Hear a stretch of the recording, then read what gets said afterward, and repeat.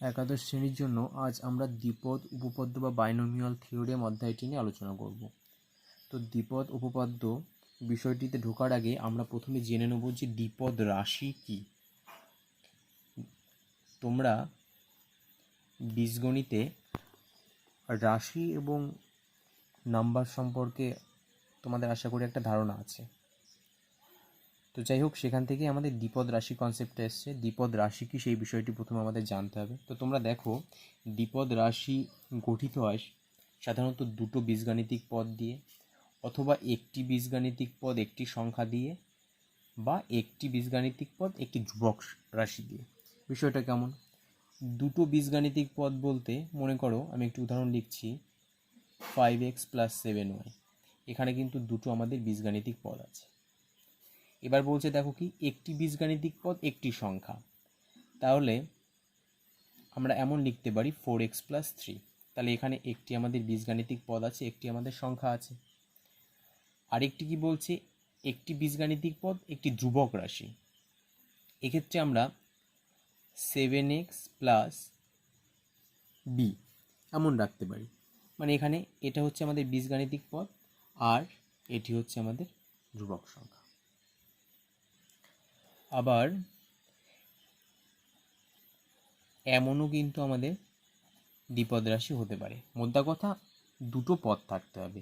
এবার আমরা 3 রকম উপায় দেখালাম। সেখানে দুটো বীজগাণিতিক পদ থাকতে পারে, একটি বীজগাণিতিক পদ একটি সংখ্যা থাকতে পারে, অথবা একটি বীজগাণিতিক পদ একটি ধ্রুবক রাশি থাকতে পারে। এত উপায় কিন্তু আমাদের দ্বিপদ রাশিটি তৈরি হয়। আচ্ছা, দ্বিপদ রাশি মোটামুটি কি সেটা আমরা বুঝতে পারলাম। এবার আমরা দেখো, এখানে আমি লিখেছি a + x। তুমি বুঝতে পারছো যে এটি হচ্ছে আমাদের একটি দ্বিপদ রাশি, যার পাওয়ার আছে আমার 1। এখানে কিছু নেই, মানে 1 আছে। আচ্ছা, এরপরে আমরা কি জানি, a + x তার হোল স্কোয়ার। এটা মানে কি, a + x এটি দুবার গুণ, বা তুমি a + x তার হোল স্কোয়ারের সূত্র তোমরা জানো, a + b তার হোল স্কোয়ারের। সেটা কি, a² + 2 × a × b + b²। এবার তুমি মনে করো a + x তার কিউব লিখলে, এটা মানে কি, a + x রাশিটি আমার 3 বার গুণ হবে। অথবা a + x এর কিউবের সূত্র তুমি ডিরেক্ট বসাতে পারো। সেটা কি, a³ + 3a² b + 3ab² + b³। এরপরে কেউ বলল যে a + x whole to the power 4 কত? দেখো, এটাও কিন্তু তুমি করতে পারবে। কিভাবে করবে? a + x রাশিটিকে আমি 4 বার গুণ করতে পারি, বা a + x এর স্কোয়ার করে তার হোল স্কোয়ার করতে পারি, বা a + x গুণ রেখে আমরা a + x তার কিউব করে তাকে a + x দিয়ে গুণ করে আমরা বের করতে পারি। আচ্ছা, এ পর্যন্ত ঠিক আছে। এরপরে তুমি মনে করো, কেউ বললো a + x whole to the power 13, বা আরও যদি আমরা বড় ভাবি, a + x whole to the power 32। কেউ বললো না, আমি আরও একটু বড় ভাববো, a + x whole to the power 67। তো সেক্ষেত্রে আমরা কি করব? যখন আমাদের এরকম দ্বিপদ রাশির ঘাতটা আমাদের বেড়ে যাবে, পাওয়ারটা আমাদের বেড়ে যাবে, সেক্ষেত্রে আমরা কিভাবে মানটা বের করব? তখন তো আমরা এভাবে গুণ করে মানটা বের করতে পারবো না, বা করলেও সেটা আমাদের সেই একটা অঙ্ক করতে করতে আমাদের পরীক্ষা শেষ হয়ে যাবে। তো সেটা কোনো প্রসেসও নিশ্চয়ই না।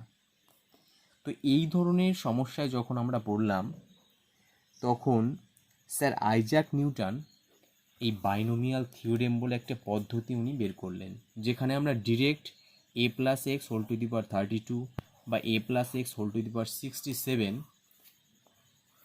যাকে আমরা সংক্ষেপে a + x whole to the power n বলতে পারি।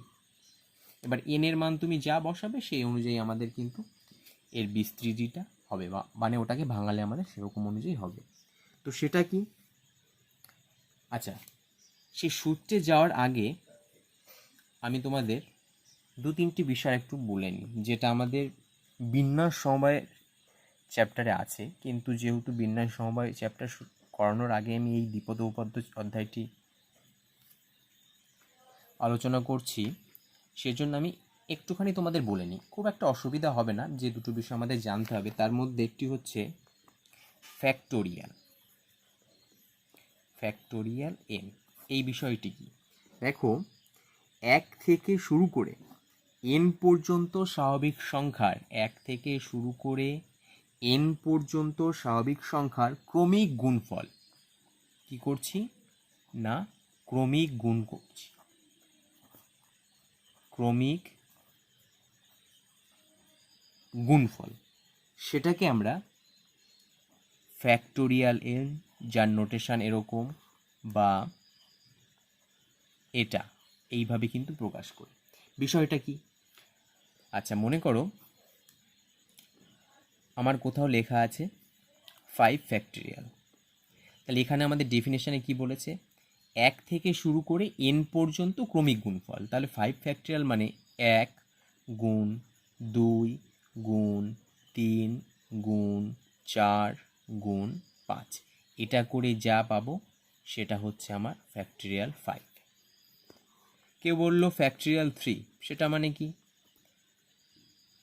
আচ্ছা তোমরা একটা কাজ করবে, তোমরা যদি উল্টো দিক থেকে লেখো দেখো তোমাদের বুঝতে একটু সুবিধা হবে, মানে 3 থেকে শুরু করো, 3 গুণ 2 গুণ 1 মানে 6, অর্থাৎ ফ্যাক্টোরিয়াল এন মানে আমরা এরকম লিখতে পারি এন ইন্টু, এক এক করে কমছে দেখো, N minus 1, N minus 2, N minus 3, এরপরে N minus 4, N minus 5, N minus 6, এরকম করতে করতে একটা টার্ম আসবে 4, তারপরের টার্ম আসবে 3, তারপরের টার্ম আসবে 2, তারপরের টার্ম আসবে 1। তাহলে ফ্যাক্টোরিয়াল এন বলতে কি বোঝাচ্ছে, 1 থেকে এন পর্যন্ত স্বাভাবিক সংখ্যার ক্রমিক গুণফল। ঠিক আছে, দেখো এখানেও কিন্তু এক এক করে কমেছে, এটাকে যদি আমরা একটু উল্টে লিখতাম মানে 5 গুণ 4 গুণ 3 গুণ 2 গুণ 1, তাহলে দেখো 5 মানে এটাকে যদি এন ভাবো, এটা এন মাইনাস 1 হচ্ছে, এটা এন মাইনাস 2 হচ্ছে, এটা এন মাইনাস 3 হচ্ছে, এটা এন মাইনাস 4 হচ্ছে। ঠিক আছে, এইভাবে কিন্তু আমাদের এই ফ্যাক্টোরিয়াল এনটা বের করতে হয়, তাহলে এটা একটু মনে রাখবে। আর একটা বিষয় দেখো, মনে করো আমাদের কোনো অঙ্কে আছে ফ্যাক্টোরিয়াল 6, তাহলে এটা মানে কি, 6 হবে গুণ 5 গুণ 4 গুণ 3 গুণ 2 গুণ 1। ঠিক আছে, এটা আমরা জানি। তা দেখো এটাকে আমি এভাবেও লিখতে পারি, 6 গুণ 5 গুণ 4 গুণ 3 গুণ 2 ফ্যাক্টোরিয়াল, মানে 2 আর 1কে আমি জুড়ে 2 ফ্যাক্টোরিয়াল করে দিলাম।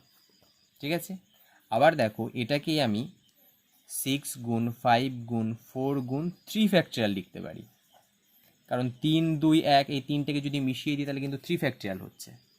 আবার দেখো 6 গুণ 5 গুণ 4 ফ্যাক্টোরিয়াল লিখতে পারি, মানে 4 3 2 1 এই কটাকে যদি আমি মিশিয়ে দিই 4 ফ্যাক্টোরিয়াল হয়। আবার দেখো 6 গুণ 5 ফ্যাক্টোরিয়াল লিখতে পারি, মানে এই 5 থেকে 1 পর্যন্ত এই কটাকে যদি আমি ক্রমিক গুণাকারে ভাবি তাহলে কিন্তু 5 ফ্যাক্টোরিয়াল সেটাকে আমি লিখতে পারি। তাহলে ফ্যাক্টোরিয়াল 6কে কিন্তু আমি আমার অঙ্কের প্রয়োজনের সুবিধার্থে আমি এত রকম উপায়ে ভাবতে পারি। ঠিক আছে, আবার এই কটা গুণ করলে যা হয় সেটা তো আমরা লিখতেই পারি, তাহলে এটা কিন্তু তোমরা একটু মাথায় রাখবে। আচ্ছা এরপর একটা বিষয় দেখো, ফ্যাক্টোরিয়াল 0, এই বিষয়টি অর্থহীন, কিন্তু আমাদের এর একটা মান আছে, তার মানটা কত, 1। এটা আমাদের বিন্যাসের চ্যাপ্টারে প্রমাণ আছে, আমরা যখন ওই অধ্যায়টি আলোচনা করব সেখানে আমি প্রমাণটি বলে দেবো। তোমরা এখন জাস্ট মনে রাখো যে 0 ফ্যাক্টোরিয়ালের মান হচ্ছে 1। ঠিক আছে, এখানে আমাদের যেটুকু লাগবে জাস্ট আমরা সেইটুকু একটু মনে রাখি, তারপরে আমরা ডিটেলসে তো ওখানে বিষয়গুলো জানার চেষ্টা করব। আর একটি বিষয় যেটা আমাদের সমবায় থেকে এসছে, NCR, সেটা মানে কি, সেটা মানে হচ্ছে n সংখ্যক বিভিন্ন বস্তু থেকে একযোগে আর সংখ্যক বস্তুর সমবায়। সে সমবায় কি সে বিষয়ে আমাদের এখন জানার দরকার নেই, বা বিন্যাস কি সেটা জানারও দরকার নেই, জাস্ট এই নোটেশনটার ডেফিনেশনটা কি, মানে এই নোটেশনটা ভাঙালে কি হয় সেই বিষয়টা একটু মনে রাখো। এটা ভাঙালে হয় factorial n by factorial r into n minus r factorial. মানে দেখো এনটা উপরে আছে, উপরেরটার ফ্যাক্টোরিয়াল, নিচেরটার ফ্যাক্টোরিয়াল, আর এই দুটো ডিফারেন্সের ফ্যাক্টোরিয়াল। তাহলে NCR মানে হচ্ছে n factorial by r factorial into n minus r factorial.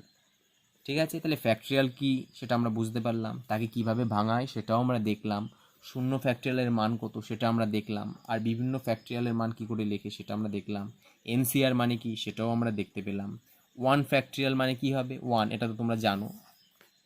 ঠিক আছে, তাহলে এই বিষয়গুলো মোটামুটি তোমরা একটু মনে রাখো। এবার আমরা ওই আমাদের দ্বিপদ উপপাদ্যায় অধ্যায়ে আমরা আবার ফিরে যাই, সেখানে আমরা দেখি যে কিভাবে sir Isaac Newton a plus x whole to the power n মানে এন টাইমকে উনি কীভাবে বিস্তৃতি করে ভাঙিয়েছিলেন।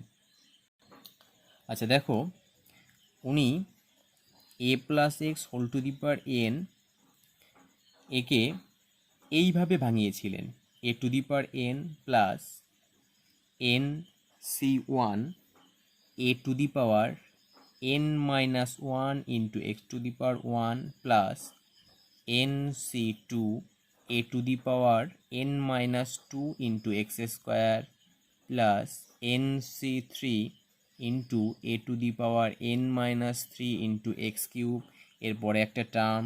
এইভাবে চলতে চলতে আমাদের আরেকতম টার্ম একটা আসবে এরকম n C r a to the power n minus r x to the power r plus dot dot এইভাবে চলবে, এবং লাস্ট যে টার্মটি আসবে সেটা হচ্ছে x to the power n. উনি a plus x whole to the power n এর বিস্তৃতি করে এরকম একটি প্রমাণ করেছিলেন। সেই প্রমাণটিও আমাদের বইতে আছে, তোমরা একটু দেখে নিতে পারো। তবে প্রমাণটি করেছে হচ্ছে গাণিতিক আরোহণ বলে আমাদের একটি পদ্ধতি আছে, ম্যাথমেটিক্যাল ইন্ডাকশান বলি আমরা। তো সেটি তোমরা যদি কেউ শিখে থাকো পদ্ধতিটি তাহলে তোমরা বুঝতে পারবে, আর না হলে এখন প্রমাণটা জাস্ট দেখে রাখো, মেন হচ্ছে সূত্রটা একটু মনে রাখবে, তারপরে প্রমাণ আমরা যখন গাণিতিক আরোহণ করব তখন দেখবে খুব ইজি একটা প্রমাণ। আচ্ছা, তো যাই হোক, আমরা একটু দেখি যে উনি কীভাবে এটি করলো। A plus x whole to the power এনকে উনি কী করলো, a to the power n লিখলো, আর এন সি ওয়ান, এই যে এন সি আর সেখান থেকে কিন্তু এই এন সি ওয়ান টার্মটা এসছে। A to the power n minus one, দেখো একটা মনে রাখার একটা সুন্দর নিয়ম আছে, এন সি ওয়ান তো এ টু দি পাওয়ার হবে এই দুটোর ডিফারেন্স, আর এই নিচে যেটা হবে এক্সের পাওয়ার হবে সেটা, সব সময় সেটা। এরপরটা দেখো এন সি টু, এর মাথায় কিন্তু এই দুটোর ডিফারেন্স, এক্সের পাওয়ার কিন্তু এই মাথা নিচেরটা। N C three, a to the power এই দুটোর ডিফারেন্স, এক্সের পাওয়ার কিন্তু এই নিচেরটা। এরপরে n c four, a to the power হতো n minus four, x to the power four হতো, তারপরে ফাইভ হতো। এইভাবে চলতে চলতে আরেকতম টার্ম যেটা সেটা কি এসছে, এন সি আর, এটা মনে রাখবে তোমরা, a to the power n minus r দুটো difference, x to the power আট, এবং লাস্ট টার্মটা কত, x to the power n. তা তোমাদের কিন্তু মনে একটা প্রশ্ন আসতে পারে যে এই টার্মে এটা আছে, এই টার্মে এটা আছে, এই টার্মে এটা আছে, এর পরের টার্মেও এটা থাকবে, তারপরের টার্মেও থাকবে, এই টার্মেও আছে, এবং x to the power n এর টার্মের আগে যে টার্মটা অর্থাৎ এন মাইনাস ওয়ানতম যে পদটা আছে সেখানেও কিন্তু এরকম একটা জিনিস আছে, কিন্তু এই প্রথমটা আর এই লাস্টেরটাই নেই। কেন নেই বলা ভুল, এখানে কিন্তু আছে। ঠিক আছে, সেটা কিভাবে আছে একটু দেখো। তোমরা এর অনুকরণে যদি ভাবো নিজেরাই কিন্তু এখানে বসাতে পারবে। কেমন, n C zero a to the power n minus zero x to the power zero plus n C one a to the power n minus one x to the power one plus n C two a to the power n minus two x square. আমি আর term লিখছি না, আরের টার্মটা লিখি, n C r a to the power n minus r into x to the power r. আর লাস্টের টার্মটা কিন্তু এরকম দেখতে, n C n a to the power n minus n x to the power n. এবার তোমরা মেলানোর চেষ্টা করো। দেখো এখানে কি ছিল, n C one a to the power n minus one x to the power one. এখানে দেখো কি লিখেছি, n C zero a to the power n minus zero, এই দুটো difference, x to the power নিচে যেটা আছে সেটা। লাস্টেরটা কি লিখেছি, n C n a to the power, দেখো এই দুটো ডিফারেন্স লিখেছি, এক্স টু দি পাওয়ার নিচে যেটা আছে সেটা। আচ্ছা, এবার আমরা দেখব এটা আর এটার মান এক কিনা, আর x to the power zero মানে ওয়ান আমরা জানি, তাহলে এ টু দি পাওয়ার এনই এখানে পড়ে থাকে। এবার দেখো এন সি জিরো বিষয়টা কি, এটা যদি আমরা এই সূত্রের অনুকরণে আমরা ভাঙানোর চেষ্টা করি এন সি জিরোটাকে, তাহলে দেখো কি হচ্ছে, factorial n by factorial zero আর এই দুটোর ডিফারেন্সের ফ্যাক্টরিয়াল। তাহলে এটা ফ্যাক্টরিয়াল এন, জিরো ফ্যাক্টরিয়ালের মান ওয়ান আমি বলেছি মনে রাখবে, আর এটা ডিফারেন্স করলে এটা হয়, এটা এটা কেটে গেল, এটা কত থাকছে ওয়ান। আর একটা কত, এন সি এন, সেটা মানে কি ফ্যাক্টরিয়াল এন, নিচেরটা ফ্যাক্টরিয়াল এন, মানে ফ্যাক্টরিয়াল এন বাই ফ্যাক্টরিয়াল আর, আর এই দুটোর ডিফারেন্স। সূত্রটা মনে রাখলে এটা তোমরা পারবে। দেখো এই দুটো কেটে যাচ্ছে, এটা 0 ফ্যাক্টরিয়াল হয় তার মান 1, তার মানে আমরা ডিরেক্ট আমরা লিখতে পারি 1। তার মানে আমরা দেখলাম যে হ্যাঁ এনসি 0 এবং এনসি এন দুটোর মানে কিন্তু 1 আসছে। তাহলে এখানে এ লাইনটাও যা, এ লাইনটাও তাই। তাহলে এ লাইনটা কিন্তু আমরা এখান থেকে বানিয়ে ফেললাম একটা সিমিলারিটি আনার জন্য। আশা করি তোমরা বুঝতে পেরেছো ব্যাপারটা, ঠিক আছে? আচ্ছা, এবার দেখো আমরা যদি এরকম ভাবতাম যে এটা তো প্লাস দিয়ে আছে, প্লাসের জায়গায় তো মাইনাসও হতে পারে, তাহলে আমরা a minus x whole to the power এনকে কীভাবে লিখব? দেখো ওই সূত্রটা যদি তোমরা একটু মানে সিস্টেমটা বুঝে নিতে পারো কীভাবে লিখেছি আমি, তোমাদের মাথায় যদি ঢুকে যায় জিনিসটা, তাহলে দেখো আমরা জাস্ট এখানে এক্সের জায়গায় মাইনাস এক্স বসিয়ে দেবো, তাহলে কিন্তু আমাদের এই মাইনাস দিয়ে সূত্রটা পেয়ে যাবো। সেটা কি আমি একটু লিখি, দেখো আমি প্রথম টার্মটা লিখছি n c 0 a to the power n minus 0 minus x to the power 0, ঠিক আছে? পরের টার্মটা লিখছি দেখো n C 1 a to the power n minus 1 minus x to the power 1। আচ্ছা, তারপরটা কি লিখবো? N C 2 a to the power n minus 2 minus x তার স্কোয়ার, এইভাবে যাবে। আরের টার্মটা আমরা লিখবো n C r a to the power n minus r minus x to the power r. লাস্টের টার্মটা কি হবে? N C n a to the power n minus n minus x to the power n, ঠিক আছে? আচ্ছা, এবার দেখো আমরা জানি কোনো কিছুর পাওয়ার যদি শূন্য হয় সেটার মান একই, তাহলে এই জিনিসটাকে আমরা এভাবে লিখতে পারি। আর এখানে minus x to the power 1, তার মানে কি মাইনাস 1 টু দি পাওয়ার 1 আর এক্সের পাওয়ার 1 আমরা ভাবতে পারি। তাহলে মাইনাস 1-এর পাওয়ার যদি 1 হয় তাহলে এটা হয়ে যাবে ঋণাত্মক চিহ্ন, এটা n C 1 a to the power n minus 1 into x থাকবে, এক্স টু দি পাওয়ার 1 ভাবতে পারো। আর এটা দেখো মাইনাস 1-এর স্কোয়ার, তার মানে প্লাস হবে n C 2 a to the power n minus 2 x square. এরপরের টার্মটা আসবে কি কিউব, তাহলে মাইনাস 1-এর কিউব মানে মাইনাস আসবে n C 3 a to the power n minus 3 x cube. তারপরের টার্মটা আসবে 4, সেটা প্লাস আসবে। তারপরের টার্মটা 5 মাইনাস 6 প্লাস, এইভাবে কিন্তু চলতে থাকবে। অর্থাৎ অড যে টার্মগুলো সেগুলোর আগে নেগেটিভ চিহ্ন, ইভেন যে টার্মগুলো সেগুলোর আগে কিন্তু পজিটিভ চিহ্ন। এবং মাঝখানে যে আরতম পদ আছে সেটা কেমন দেখতে হবে দেখো,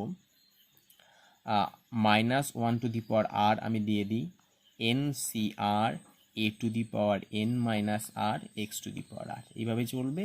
এবং লাস্টের যে টার্মটা হবে সেটা হবে minus 1 to the power n a to the power x to the power n, ঠিক আছে?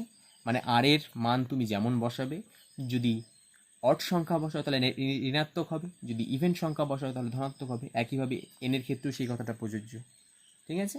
তাহলে 1 a plus x whole to the power এনকেও আমরা দেখলাম, a minus x whole to the power এনকেও দেখলাম। ডিফারেন্সটা কি? এখানে আমাদের অড যে টার্মগুলো আছে তার আগে ঋণাত্মক চিহ্ন আসছে এবং ইভেন যে টার্মগুলো তার আগে ধনাত্মক। আর এ প্লাস এক্সের ক্ষেত্রে তো সবকটাই ধনাত্মক চিহ্ন হবে। আশা করি তোমাদের দুটো বিষয় একটু পরিষ্কার হয়ে গেছে, এ প্লাস এক্স এবং এ মাইনাস এক্স। আমরা এ প্লাস এক্সের দেখলাম, এ মাইনাস এক্সের দেখলাম। এবার আমাদের এমনও তো আসতে পারে 1 plus x whole to the power n, এর মানে কি এ প্লাস এক্স অর্থাৎ এর স্থানে 1 আছে, তার মানে আমি এ প্লাস এক্সের যে সূত্রটা লিখেছি সেই সূত্রটা লিখে যদি এর স্থানে 1 বসিয়ে দিই তাহলে রূপটা কেমন হবে সেটা আমি ডিরেক্ট লিখছি, তোমরা ওই সূত্র থেকে বসিয়ে চেক করে দেখতে পারো। দেখো এটা হবে 1 a to the power N ছিল, এখানে এ যেহেতু 1 তাই 1 টু দি পাওয়ার এন মানে 1 plus n C 1 into x to the power, এই নিচেরটা হবে। আর এ টু দি পাওয়ার হতো এন মাইনাস 1, এবার এর মান যেহেতু 1, 1 টু দি পাওয়ার যাই লেখো 1ই হবে, plus n C 2 a to the power হতো এর মান যেহেতু 1 সেই জন্য কিন্তু আমি আর 1 টু দি পাওয়ার লিখছি না, একবারে লিখে দিই এক্স স্কোয়ার, ঠিক আছে? আচ্ছা, তারপরের টার্মটা হবে কি NC3 এক্স কিউ, এইভাবে চলতে থাকবে। আরের তম টার্মটা হবে NCR x to the power r, এইভাবে চলতে থাকবে। এবং লাস্ট যে টার্মটা হবে সেটি কি x to the power m. একটু ভালো করে লক্ষ্য করো কি লিখলাম। এ যেখানে ছিল সেখানে 1 বসিয়েছি, এ টু দি পাওয়ার যে টার্মগুলো ছিল সেগুলো অমিট হয়ে গেছে, কারণ 1 টু দি পাওয়ার যাই লিখবো তার ভ্যালু কিন্তু 1 হবে এটা।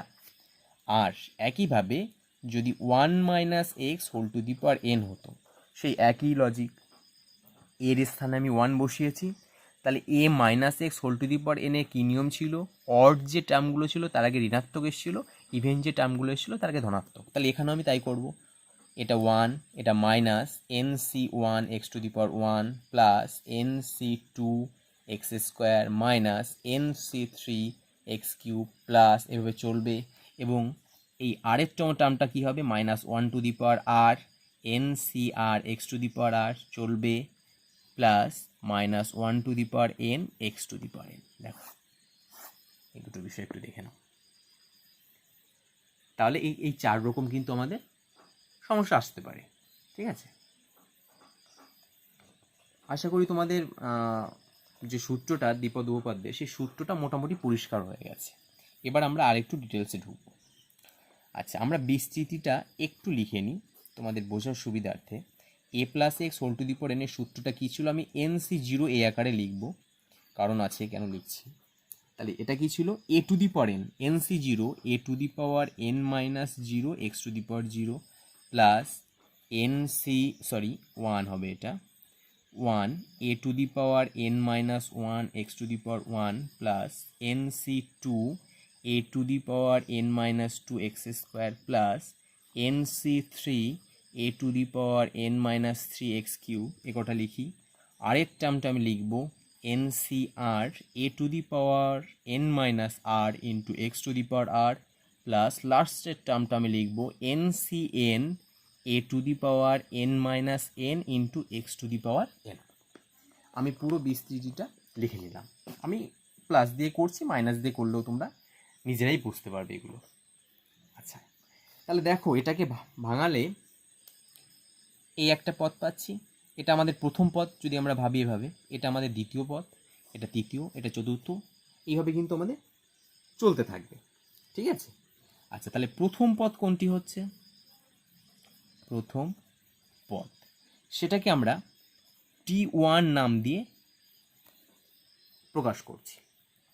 তাহলে সেটা কোনটা, এই যে NC0 a to the power n minus 0 into x to the power 0, এটা। দ্বিতীয় পদ সেটি কোনটা, T2 দিয়ে প্রকাশ করছি, NC1 a to the power n minus 1 x to the power. তৃতীয় পদ সেটিকে আমরা T3 দিয়ে প্রকাশ করছি, তাহলে এটা NC2 a to the power n minus 2 x square. তাহলে তোমরা একটা কথা বলো তো, এই পদটা কততম পদ? দেখো আমাদের স্বাভাবিক দৃষ্টিতে মনে হতে পারে এটা আরতম পদ, কিন্তু না। তোমরা যদি একটু লক্ষ্য করো, দেখো শূন্য যে টার্মটায় আছে সেটা হচ্ছে প্রথম পদ, এক যে টার্মটায় আছে সেটা হচ্ছে দ্বিতীয় পদ, দুই যে টার্মটায় আছে সেটা হচ্ছে তৃতীয় পদ, তাহলে তিন যে টার্মটায় আছে সেটা হবে আমাদের চতুর্থ, চার যেটায় থাকবে সেটা হবে পঞ্চম, পাঁচ যেটায় থাকবে সেটা হবে ষষ্ঠ। তাহলে এইভাবে কিন্তু আমাদের এক এক করে বেড়ে যাচ্ছে। তাহলে NCR a to the power n minus r into x to the power r, এটা হবে আর প্লাস 1তম পদ। আমরা যদি সিমিলারিটিটা লক্ষ্য করি তাহলে কিন্তু এটা আমরা পরিষ্কার বুঝতে পারবো, ঠিক আছে। যেটিকে আমরা সাধারণ পদ বলি, মানে আমাদের যদি কোনো পদ ডিরেক্ট বের করতে বলে আমরা ধরে নেব যে আর প্লাস 1তম পদটি সাধারণ পদ, সেইভাবে আমরা এবার আমাদের অঙ্কের যে প্রসেস আছে সেই অনুকরণে আমরা বের করব।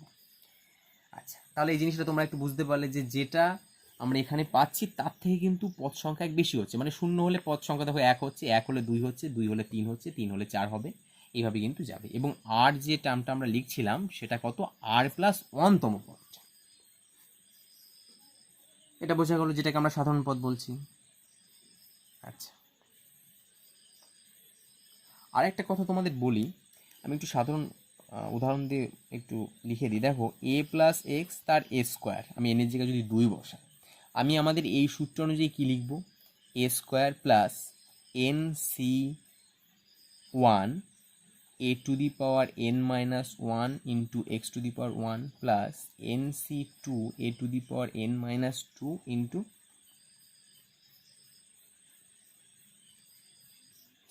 এখানে n এর স্থানে হবে আমার 2, কারণ n এর মান তো 2 বলাই আছে, কারণ পাওয়ার 2 আছে, এটা 2 হবে, এটা 2 হবে। তাহলে দেখো, এটা তো a স্কোয়ার পেলাম, এই 2c1কে যদি তুমি ভাঙাও 2 পাবে, মানে ফ্যাক্টরিয়াল 2 বাই ফ্যাক্টরিয়াল 1, আর এই দুটো ডিফারেন্সের ফ্যাক্টরিয়াল করে সেটা 2 পাবে। তাহলে এখানে তুমি 2 লেখো, এটা a হচ্ছে, এটা x হচ্ছে, আর 2c2 মানে তো তুমি জানোই, n মানে হচ্ছে কিন্তু সবসময় 1। এবার 2c2 যদি তুমি করো, দেখো 2 ফ্যাক্টরিয়াল বাই 2 ফ্যাক্টরিয়াল, আর 2 মাইনাস 2 মানে 0 ফ্যাক্টরিয়াল, 2 কেটে গেল 1 হচ্ছে, ঠিক আছে। তাহলে এটা 1, এটার পাওয়ার 0, এক্স স্কোয়ার। দেখো, আমরা কিন্তু যে সূত্রটা জানি সেটা কিন্তু পেয়ে গেলাম। এভাবে তুমি কিউবের সূত্র টেস্ট করে দেখতে পারো, বা 4 ঘাত করে সেটা তুমি গুণ করেও টেস্ট করে দেখতে পারো। এইভাবে কিন্তু আমরা এগুলো পেয়ে যাব। অর্থাৎ স্যার আইজ্যাক নিউটন এই আমাদের দ্বিপদ উপপাদ্যের যে সূত্রটি তৈরি করেছেন, সেটা কিন্তু আমরা যে সাধারণ নিয়মে জানি তার সঙ্গে কিন্তু অবিকল মিলে যাচ্ছে। মিলতে তো হবে, অত বড় সায়েন্টিস্ট উনি তৈরি করেছেন, ভুল তো হতে পারে না। এবার 2-1টা অঙ্ক আমি একটু বলে দিই, তাহলে উদাহরণ থেকে তোমাদের দেখতেও সুবিধা হবে। প্রশ্নমালা আমি সলভ করে দেব, তার আগে তোমরা এই বিষয়গুলো একটু দেখে নাও। আচ্ছা, মনে করো আমরা যেহেতু পদ নির্ণয় করাটা জেনেছি ডিরেক্টলি, তো 2a plus b whole to the power আছে 15, ঠিক আছে। এবার তোমাকে বললো যে অষ্টম পদ বের করো। কততম পদ বের করো বলছে? অষ্টম পদ বের করো। তা আমরা সূত্র লিখে সেখান থেকেও অষ্টম পদ বের করতে পারি, এছাড়া ডিরেক্টলিও আমরা করতে পারি। সেটা কিভাবে? ওই সাধারণ পদ যেটা আমরা শিখলাম এখানে, সেই ফর্মুলা ধরে। তাহলে আমাদের কি বলছে? অষ্টম পদ। অষ্টম পদকে আমি কিভাবে লিখব? T8। তাহলে দেখো, আমি r+1তম পদকে বলেছিলাম সাধারণ পদ, আমার এই T8কে r+1 আকারে লিখতে হবে প্রথমে। তাহলে সেটাকে লিখলে কি হয়? 7+1 হয়ে গেল r+1। এবার সাধারণ পদের সূত্র কী ছিল? NCR a to the power n minus r x to the power r। এটা কিন্তু মনে রাখবে, একদম মুখস্থ মতন হয়ে যাবে এগুলো অঙ্ক করতে করতে। তাহলে এখানের এর অনুকরণে দেখো, এর n হচ্ছে 15 আর r কিন্তু 7, তুমি যেভাবে ভেঙেছো সেই অনুকরণে।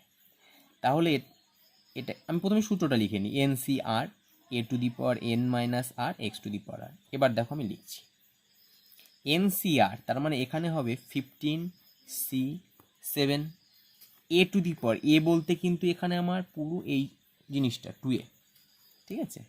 তাহলে 2a whole to the power n minus r আছে, তাহলে এখানে কত হবে?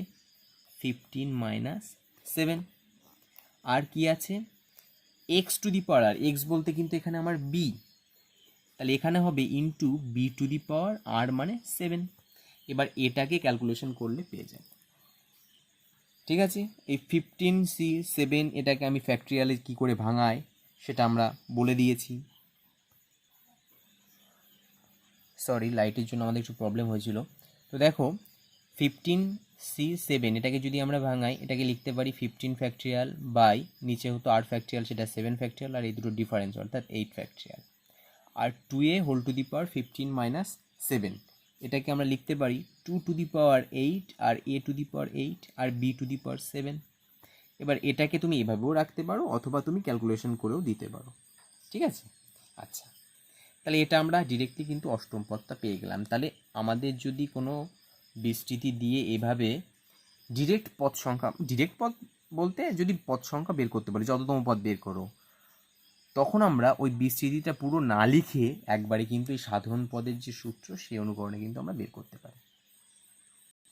আর এক ধরনের অঙ্ক দেখো, এরকম অঙ্ক আমাদের থাকে, মনে করো এই একটা আমাদের বিস্তৃতি দেওয়া আছে, তোমাকে বলছে যে এই বিস্তৃতিতে a টু দি পাওয়ার -11 এর সহগ নির্ণয় করো। মানে a টু দি পাওয়ার -11 একটা আমাদের টার্ম আসবে, তার সঙ্গে কিছু সংখ্যা থাকবে সেটা আমাদের বের করতে হবে। সেটা আমরা কী করে করব? এটাও কিন্তু আমরা ওই সাধারণ পদের সূত্র ধরেই করব। আমি ধরে নেব যে আমাদের r+1তম পদে ওই a⁻11 এই টার্মটি আছে। তাহলে r+1তম পদটা আমি বের করে ফেলি। সেটা কত হবে? ওই সূত্র অনুযায়ী সূত্রটা লিখে ফেলি। দেখো NCR a⁻n−r × x⁻r, এটা ছিল আমাদের সূত্র। তাহলে এখানে হবে দেখো 13CR, এর স্থানে হবে 5a³ whole to the power 13 - r into x⁻, x মানে কি -2/a² whole to the power r। আমি মাইনাস টার্মটাকে প্রথমে নিয়ে আসি। আর এটা কি হচ্ছে 13CR 5⁻13 - r, a⁻, কত হচ্ছে? a⁻ হচ্ছে 39 - 3r 2⁻r, আর এখানে হচ্ছে a⁻, -2r রাখতে পারো, বা এটাকে তুমি 1/a², এইভাবেও রাখতে পারো, কোনো ব্যাপার নেই। ঠিক আছে, আচ্ছা, তাহলে এটা আমরা পাচ্ছি -1⁻r, এটা পাচ্ছি 13CR 5⁻13 - r 2⁻r, আর এটাকে যদি তুমি ক্যালকুলেশন করো, দেখো সূচকের নিয়ম অনুযায়ী এটা পাচ্ছি 39 - 5r। আচ্ছা, এবার একটা জিনিস লক্ষ্য করো, আমি কিন্তু অঙ্কটাই ধরে নিয়েছিলাম যে আমাদের r+1তম পদে a⁻11 এই টার্মটা থাকবে, মানে এর সহগটা থাকবে মোদ্দা কথা। তা এখানে আমি a⁻11 জায়গায় কত পেয়েছি? a⁻39 - 5r। তা এটা তো আমরা পরিষ্কার বলতেই পারি যে ওই 39 - 5r এটাই হচ্ছে -11, কারণ আমি তো ধরেই নিয়েছিলাম যে r+1তম পদে এর সহগটা থাকবে, মানে ওই টার্মটা থাকবে। তাহলে ওই a⁻11ই এই রূপে এসছে। সেখান থেকে আমরা ক্যালকুলেশন করে আর এর মানটা বের করতে পারি। -39 - 11, তার মানে এখান থেকে আমরা বলতে পারি এটা 50 হবে, আর এর মান হচ্ছে 10। এবার কিন্তু আমাদের অঙ্ক হয়ে গেছে, কারণ আমরা ধরেছিলাম r+1তম পদে, তার মানে আমরা পেয়ে গেলাম 10 + 1 অর্থাৎ 11তম পদে কিন্তু আমাদের ওই সহগটা আছে। তাহলে T11 বের করলেই কিন্তু আমাদের অঙ্কটা হয়ে যাবে। T11 মানে কি T10 + 1, অর্থাৎ আমাদের এখানে যেটা বেরিয়েছে এই টার্মটায় আমরা আর এর জায়গায় বসিয়ে দেবো 10। তাহলে -1/10 13C10 5/13 - 10 2/10, আর ওটা তো আমাদের ক্যালকুলেশন করলে এটা আসবেই, আমাদের সহগটা দরকার। ঠিক আছে, এবার এটা তোমরা ক্যালকুলেশন করে বের করে নিতে পারবে। এই ধরনের অঙ্ক কিন্তু আমাদের পরীক্ষায় আসে অনেক সময়। এখানে আমাদের সোজা ক্যালকুলেশন আসবে, এত বড় ক্যালকুলেশন আসবে না, কিন্তু এই টাইপের অঙ্ক কিন্তু আমাদের পরীক্ষায় দিতে পারে। যে একটা বিস্তৃতি দিয়ে বললো যে এই এত এর সহগ কত, মানে এই অঙ্কটার মতন a⁻11 এর সহগ কত। আচ্ছা,